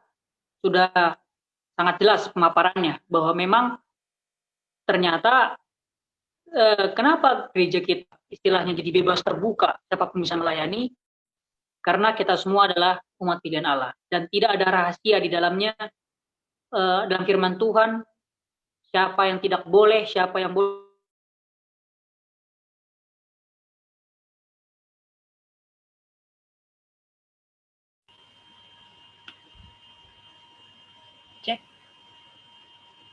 Cek.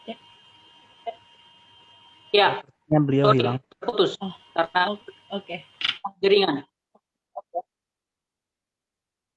Jadi sudah jelas bahwa pelayanan ini terbuka untuk umum, siapapun berhak untuk melayani, tetapi sebenarnya ada persyaratannya di dalam Alkitab, siapa-siapa yang boleh melayani. Itu sudah di luar konteks pembahasan kita lagi. Tetapi intinya bahwa semua bebas melayani sebenarnya, semua bisa melayani, karena memang tidak ada rahasia yang tertutup di hadapan Allah, karena kita langsung menghubungkan diri kita sendiri.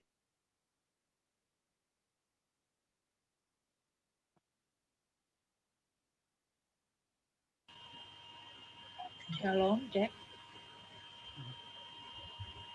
Oh, pastor yang hilang ya? Iya, sepertinya hilang lagi beliau. Kita tunggu.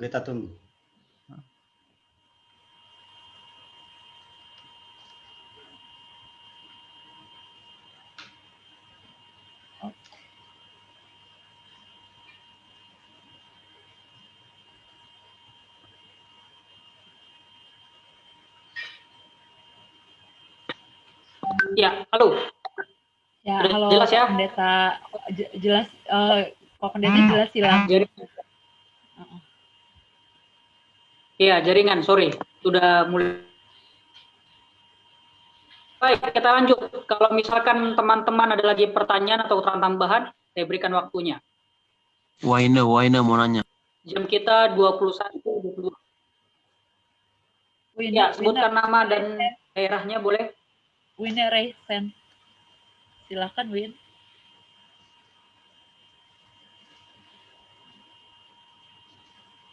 Shalom, selamat sahabat. Selamat sahabat. Silakan. Oke. Pertanyaan di hari Jumat dan daerahnya yang saya ingin tanyakan yaitu yang di bagian pertama hari Jumat yang nomor 1. Jika seorang yang ragu atau seorang ateis menantang Anda dengan pertanyaan, bagaimana Anda dapat membuktikan bahwa Allahmu yang memegang kendali dunia ini? Apakah jawaban Anda? Terima kasih.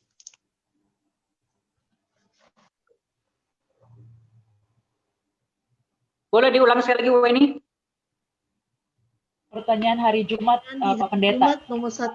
Nomor 1. Jika seorang yang ragu atau seorang ateis menantang Anda dengan pertanyaan, bagaimana Anda dapat membuktikan bahwa Allahmu yang memegang kendali dunia ini? Terima kasih. Baik, pertanyaannya jelas sekali.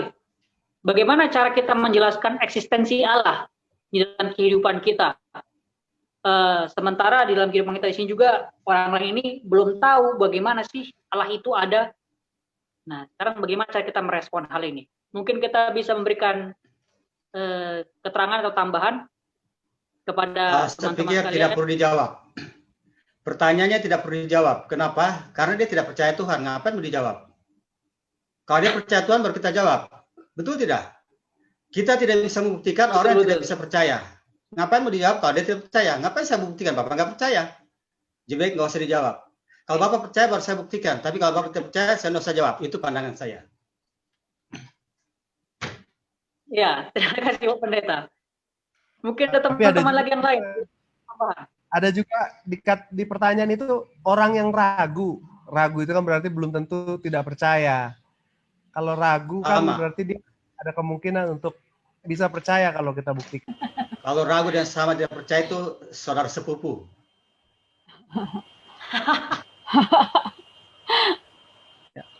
Bilang kalau Anda ragu ngapain saya jawab? Lebih baik nggak usah dijawab. Kalau itu pandangan saya. Mungkin aku mau coba. Iya toh, silakan. Mungkin ada yang lain. Aku coba kasih tanggapan. Jadi pada saat kita dikasih tugas oleh Tuhan sebagai pembawa juru kabar, ya itu sebenarnya kita secara nggak langsung itu adalah marketingnya Tuhan gitu. Nah, marketing, orang-orang yang kerja di marketing, boleh kita tanya satu persatu siapapun yang kerja di marketing, mereka itu akan selalu bertemu dengan orang-orang yang nggak percaya sama produk mereka. Tapi tugas mereka adalah membuat orang itu yakin dan percaya akan produk mereka. Contoh, banyak yang sekarang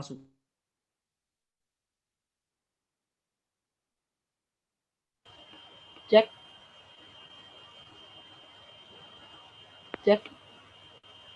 Mungkin jaringan Boas terganggu ini. oh, jaringan Boas terganggu.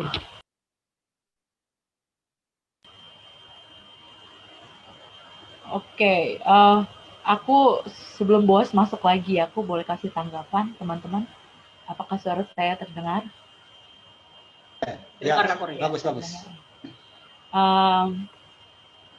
Kalau untuk yang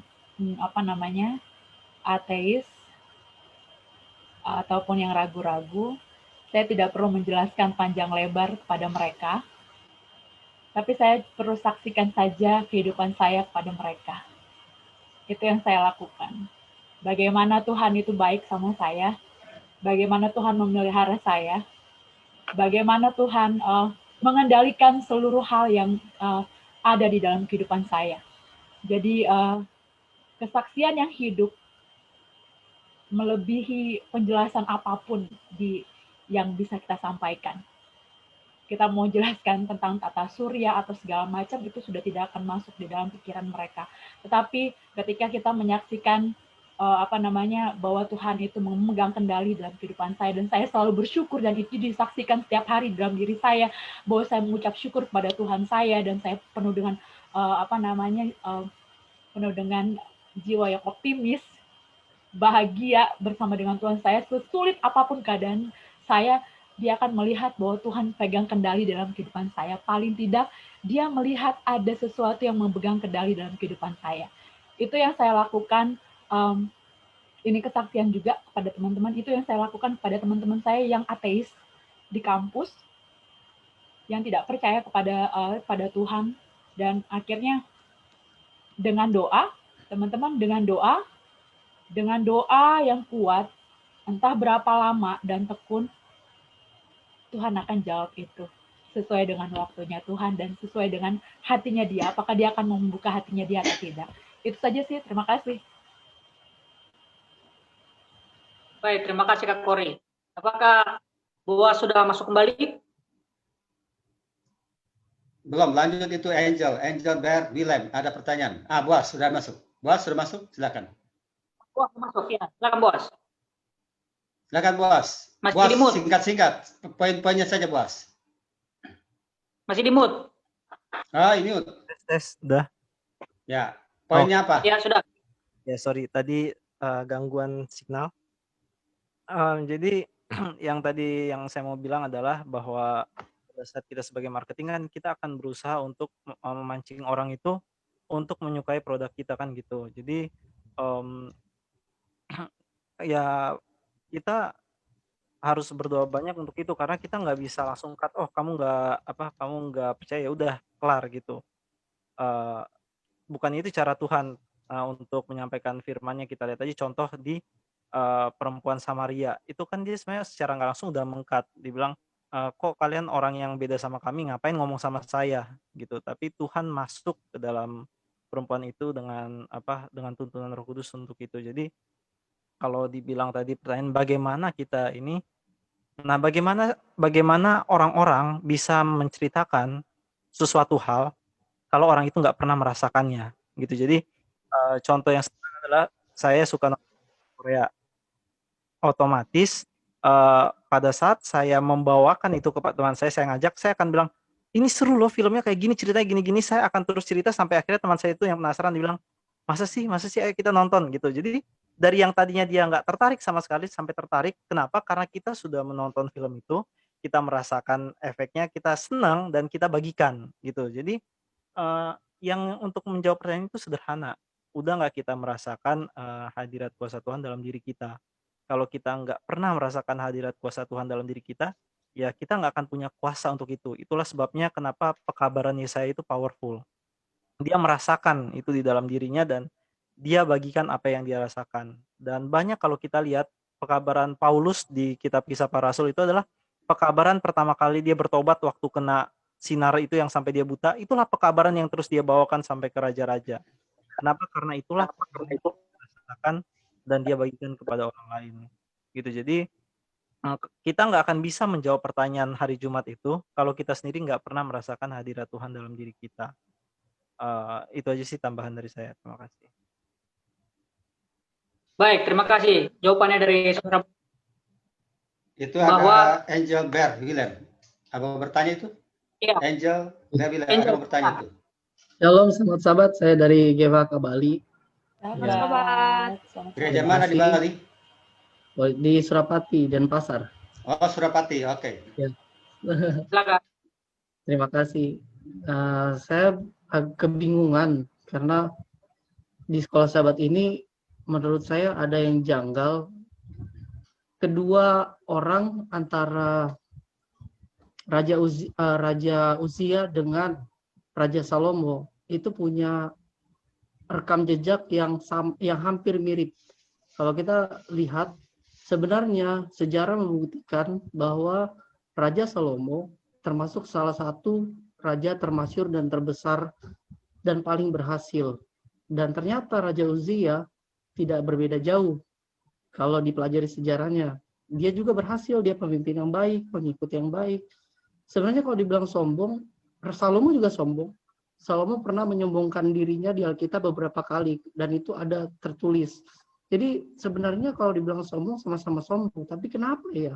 Kenapa hanya Raja Uzia yang bisa jatuh sejauh itu? Kenapa Salomo tidak bisa jatuh sejauh itu? Artinya sebenarnya ada yang akar masalahnya yang sampai akhirnya itu terjadi. Dan itu yang saya masih bingungkan. Apa ya kira-kira? Terima kasih. Oke. Pertanyaannya di jadi Surapati lagi mati lampu ya? Coba kameranya mana tadi? Halo? Lagi mati lampu di Bali. Surapati lagi mati lampu. Kameranya. Oh, kameranya. Oh, iya iya. Kayaknya error itu. Dikit penasaran aja soalnya. Oke. Baik. Baik, terima kasih. Angel Bart Willem dari Bali. Jadi pertanyaan ini kembali ke pelajaran sejarah lagi. Kenapa Uzia dengan Salomo memiliki karakter sifat di awal dan di akhir pemerintahannya sama-sama, tetapi kok konotasi penekanannya berbeda? Ada apa dengan mereka berdua? Mungkin ada yang bisa memberikan tanggapan.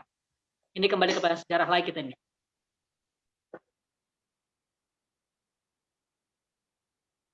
Ada yang mau tanggapan? Uzia berani mengambil Uzia berani untuk datang ke mesbah dan mengambil tempat imam, dan itu adalah satu langkah yang kita lihat di beberapa kali di dalam sejarah di mana Tuhan menghancurkan seseorang, ya baik anak-anak Imam Eli kan, membawa api asing, ataupun siapa anaknya Absalom, dia datang ke rumah Tuhan. Ya artinya kadang-kadang kita lupa bahwa yang kudus dengan yang najis itu tidak boleh bercampur. Berbeda dengan Yesaya, ketika dia melihat kemuliaan Tuhan, dia merasa najis, dia merasa jijik dengan dirinya sendiri, dan dia merasa bahwa dia berada di antara kumpulan orang-orang yang berdosa, dan itu aja udah membuat dia najis gitu loh, berada di antara kumpulan. Jadi maaf sebelumnya, saya mau tambahkan lagi supaya bisa lebih jelas lagi nanti jawabnya ya. Jadi yang tadi mengenai ke dosanya Raja Uzia, itu dilakukan juga oleh Raja Daud. Raja Daud makan roti perjamuan.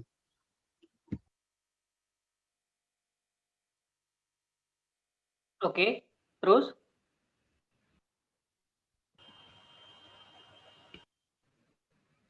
Halo? Iya, halo. Nah, maksud saya Raja Daud pun juga melakukan dosa yang sama seperti Uzia. Jadi raja-raja di Israel tidak ada yang tidak ada yang yang sempurna, bahkan Salomo sendiri aja juga nggak sempurna. Tapi kenapa jomplang sekali antara Salomo dengan Uzia hukumannya? Sedangkan Daud pun juga makan roti perjamuan ketika dia bersama teman-temannya lapar. Itu kan juga maksudnya itu kan nggak boleh. Roti perjamuan dimakan untuk makan sehari-hari itu nggak boleh. Nah itu dimakan ketika mereka lapar. Artinya ada sesuatu yang kenapa ya seperti itu?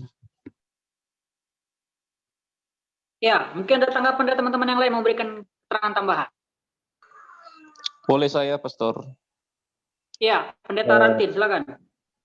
Baik, terima kasih. Pertanyaannya luar biasa. Ini seakan-akan kalau si Raja Salomo, Daud melakukan pelanggaran masih diampuni sama Tuhan. Sedangkan Uzia tidak ya. Sepertinya begitu arah pertanyaannya daripada saudara kita, Engelbert. Jadi, mengapa sepertinya seperti itu? Yang pertama bahwa kita kan tidak tahu hati seseorang, hanya Tuhan dan Dia yang tahu ya hatinya. Di Uzia ini, kalau kita pelajari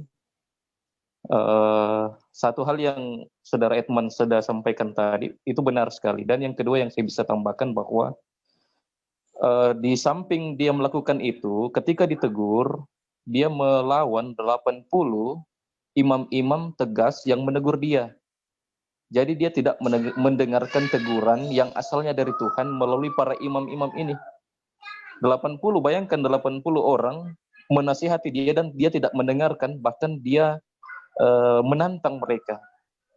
Itulah sebabnya dia akhirnya dikasih dikasih penyakit kusta di dahinya oleh Tuhan oleh karena kesombongannya. Ya, jadi dia tidak mendengarkan teguran lagi. Ini kalau kita mengarahkan ini sama dengan Raja Firaun. Mau berapa kali pun dia ditegur, ya, bagaimanapun caranya, dia tidak akan pernah bertobat oleh karena memang dia sudah mengeraskan hatinya. Jadi di sini kalau kita melihat kisah ini, Raja Uzia ini sudah keraskan hatinya bahwa memang dia akan melawan Tuhan oleh karena banyak hal yang memang dia bisa sombongkan. Di waktu itu sudah ada Basilia. Dia punya, kalau sekarang ini Meriam. Di zamannya itu sangat-sangat luar biasa sekali. Lalu dia juga membangun persenjataan yang sangat lengkap, tentara yang sangat lengkap, dan lain-lain kalau kita pelajari di punya kisah Raja Uzia ini. Jadi memang dia merasa bahwa dirinya ini sudah sangat kuat, dan lebih daripada itu dia berkuasa dalam segalanya. Ya, bahkan para imam pun sendiri dia lawan, dia tentang semua. Dan ini sangat berbahaya. Mungkin seperti itu, tapi yang paling menarik di sini bahwa Tuhan tahu hatinya, ya, dan hatinya itu kalau bagi saya secara pribadi sudah sama seperti Firaun. Seberapa kali pun dia ditegur, dia tidak akan pernah mendengarkan lagi. Jadi ya, ujung-ujungnya Uzia sampai akhir hidupnya dia tinggal di pengasingan sampai dia mati dia tetap kusta. Terima kasih. Ya. Di hari Kamis juga sudah ada keterangan, sudah ada penjelasannya dari pertanyaan Bro Angel ini. Kalau kita melihat di hari Kamis bahwa di mana tadi ya? Paragraf terakhir. Jelas bahwa Firaun memiliki kuasa kemauan yang bebas. Jika tidak, maka dia tidak akan sanggup mengeraskan hatinya. Fakta bahwa Allah juga mengeraskan hati Firaun ini menunjukkan bahwa Allah yang mengkondisikan situasi Firaun harus bereaksi saat dia membuat pilihan, yaitu pilihan-pilihan yang menolak tanda-tanda mujizat yang Allah telah berikan. Seandainya Firaun menerima tanda-tanda tersebut, hatinya akan dilembutkan dan bukan dikeraskan. Apa yang menjadi maksud di sini adalah menambahkan dari keterangan yang disampaikan oleh Pendeta Rantin bahwa memang antara Uzia, Salomo, Daud, dan juga raja-raja yang lain ini sama-sama berdosa. Dosanya sama. Tapi tidak ada cerita masalah berat, besar, kecil, ringan, dan lain sebagainya. Tapi problemnya adalah Uzia memang keras kepala, keras hati. Sehingga ditegur pun dia tidak akan mau. Dan memang dia berniat untuk melawan Tuhan terus. Setelah dia merasa dirinya kuat dan hebat. Inilah menjadi problem juga di jemaat kita, di dalam lingkungan kita masing-masing. Ketika kita ditegur oleh orang lain. Bahkan yang menegur kita ini juga mungkin orang lebih muda daripada kita. Akankah kita dengar? Atau kita anggap, kau anak kecil pun, anak ingusan, baru lahir kemarin, lebih banyak lagi aku makan garam daripada kau. Nah, ini termasuk mengeraskan hati. Apakah demikian? Nah, ini menjadi problem juga dalam kehidupan kita masing-masing. Jadi mungkin ini sudah bisa menjawab pertanyaan dari Bro Angel dari Bali. Ya, dari Bro, tambahan dong. Papua. Oh ya, silakan Johannes. Mungkin kita harus lihat patternnya sih, Bro. Daud, Salomo, terus dan Uzia ini. Menurut Bro, apakah Daud sama Salomo itu nggak dihukum? Dihukum. Justru hukuman yang diberikan sama Daud itu jauh lebih kejam loh daripada diberikan hukum yang diberikan kepada Uzia. Uzia sakit kusta. Daud anak perempuan diperkosa sama abangnya. 2 dari anaknya mati karena pedang. Dia dikejar-kejar. Jadi Tuhan itu selalu fair sama semua raja, dia selalu fair. Tapi tapi masalahnya adalah respons raja-raja ini terhadap hukuman itu beda-beda.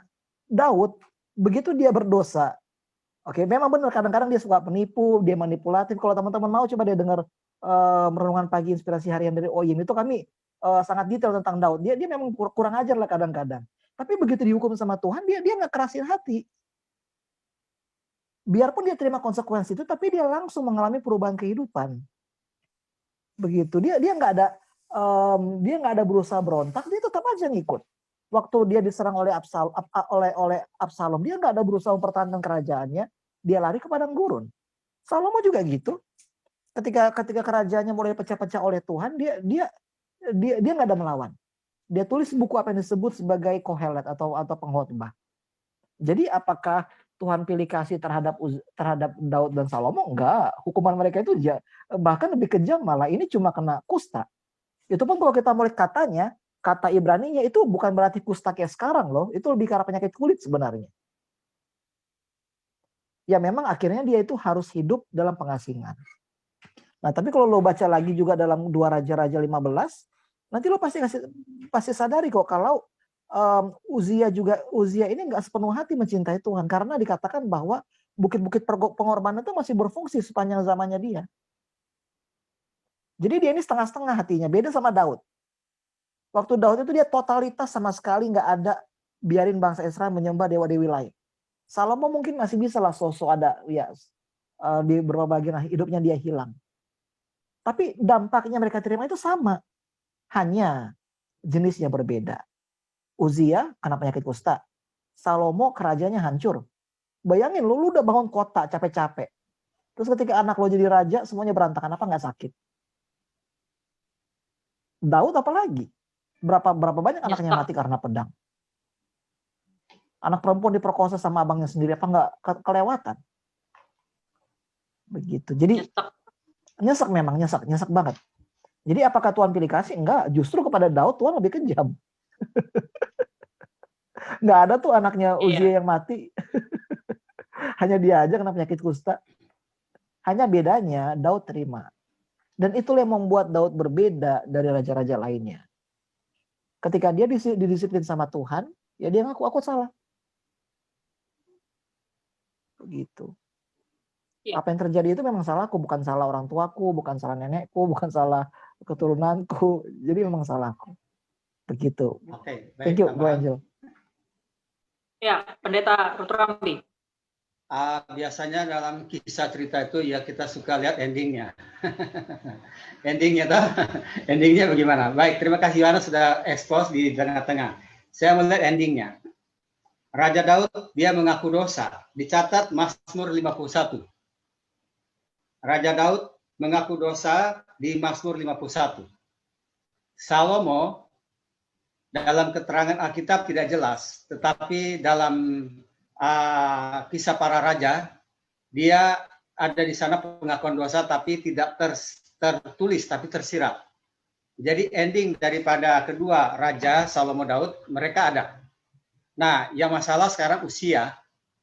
Apakah Uzia ada pengakuan dosa?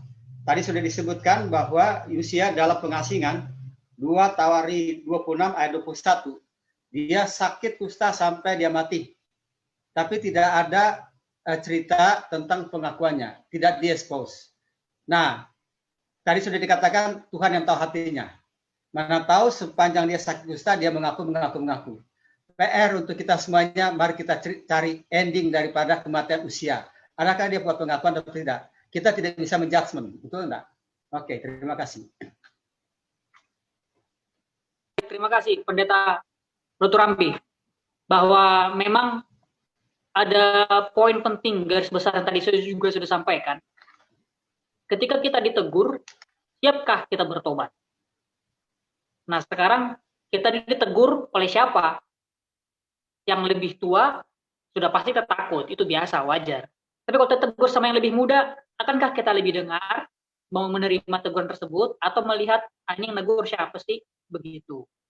Atau mungkin lebih bawah pendidikannya, dan lain sebagainya, sehingga kita harus melihat status sosial, bukan lagi kepada konten kebenaran tersebut. Ini menjadi problem kita masing-masing. Baik, kita mengingat waktu sudah di timur ini sudah jam 12 kurang 15. Di tengah sudah jam 10 kurang 15. Jam 11 kurang 15. Di barat sudah jam 10 kurang 15. Kalaupun mungkin misalkan teman-teman ya masih ada pertanyaan atau keterangan tambahan yang belum bisa tersampaikan, belum bisa terselesaikan, boleh teman-teman sampaikan di dalam grup PAGN, WhatsApp grup PAGN. Kita bisa diskusi. Semua di situ semua ada. Ada pendeta, ada orang-orang muda dari Sabang sampai Merauke siap akan memimpin diskusi dan juga berbagi sharing satu sama lain.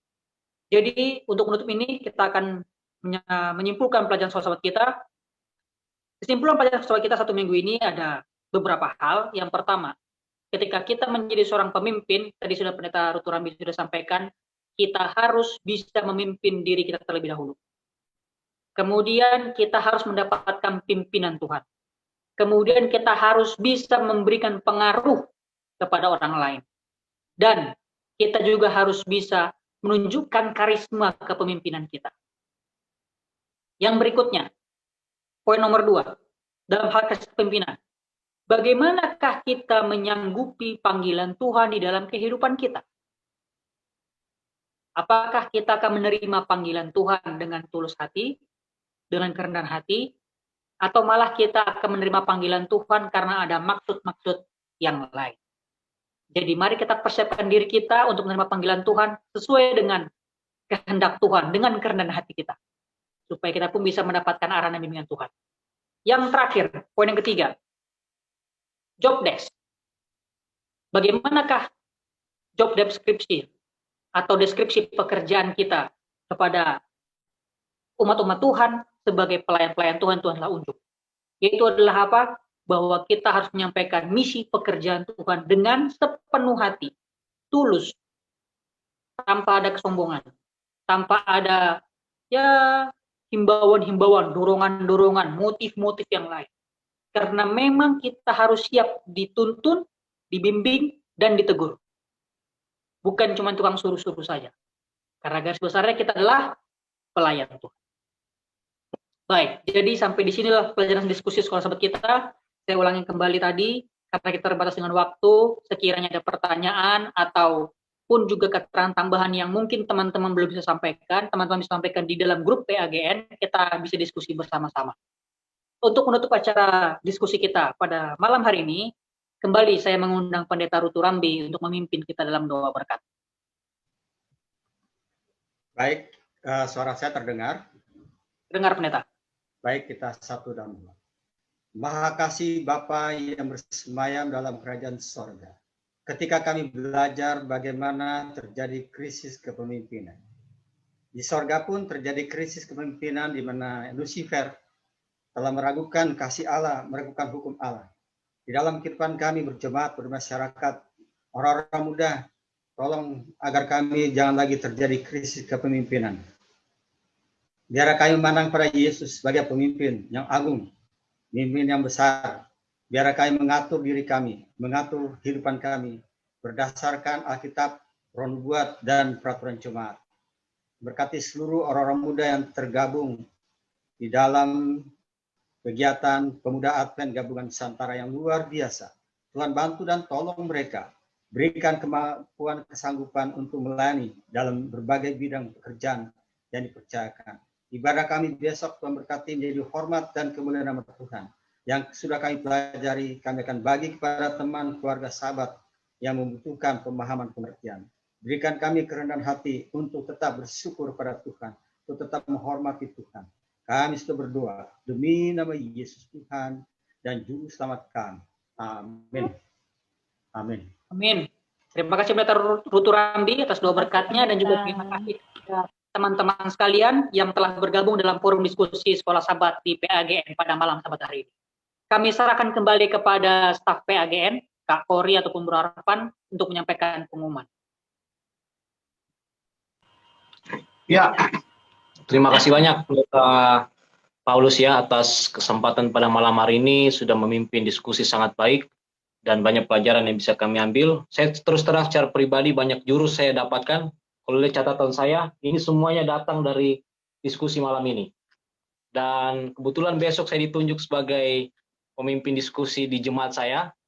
Jadi saya lebih banyak mendengar, mencatat, ada pun juga pertanyaan tadi, siapa tahu ditanyakan besok, saya tinggal menjawab hasil jawaban dari diskusi teman-teman yang ada di sini. Luar biasa atas kesempatan ini, tapi tentunya kita bisa aplikasikan pelajaran yang kita dapatkan. Yang kedua, harus aktif di jemaat kita masing-masing, biar gereja kita, jemaat kita hidup. Dan yang ketiga, untuk yang pemimpin diskusi untuk dapat mengarahkan diskusi sekolah sahabatnya di jemaat seperti malam hari ini dan pelajaran-pelajaran kita bisa dapatkan. Kiranya itu saja teman-teman, terima kasih sudah bergabung. Kita dapat berjumpa lagi di diskusi-diskusi mendatang dan banyak ide, pertanyaan kita bisa sharing di sini dan kita saling berbagi dan berbagai macam teman-teman bisa mendapatkan pelajaran dan semakin dewasa bertumbuh dalam kerohanian. Terima kasih. Mungkin Kori ada pengumuman untuk acara-acara ke depan, saya kembalikan. Halo semuanya. Ya. Kori, terima kasih puisinya Kori. Oh ya Pak Pendeta. Mantap. Nanti kalau sehat nih, karena kurang sehat jadi. Nanti kalau sehat pakai dia punya motion ya, gaya-gayanya supaya lebih mantap. Oke. Oh ya Pak Pendeta. Terima kasih Pak Pendeta. Teman-teman, kita masih fokus 10 hari berdoa.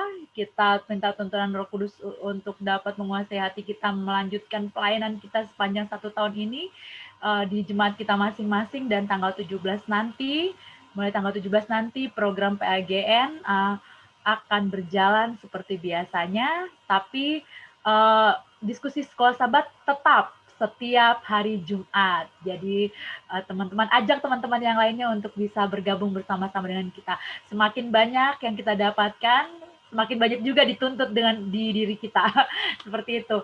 Baik, saya mengundang Levina untuk bisa mengambil gambar. Ini penting teman-teman buat kenang-kenangan kita nanti di masa tua nanti. Oke, silakan Levina. Boleh buka kameranya. Open kamera yang cantik-cantik. Yang belum ada lampu, tolong buka kameranya. Pendeta Rantin belum buka itu. Masih gelap, tor aja ya. Aduh, masih gelap katanya. Oke, Levina. Oke, teman-teman, kita mau ambil gambar. Saya love saja.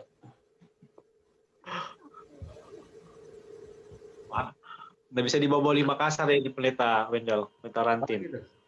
Oh iya. PAGN ini curly, astaga, curly. Oh. Ya ampun. Itu ya.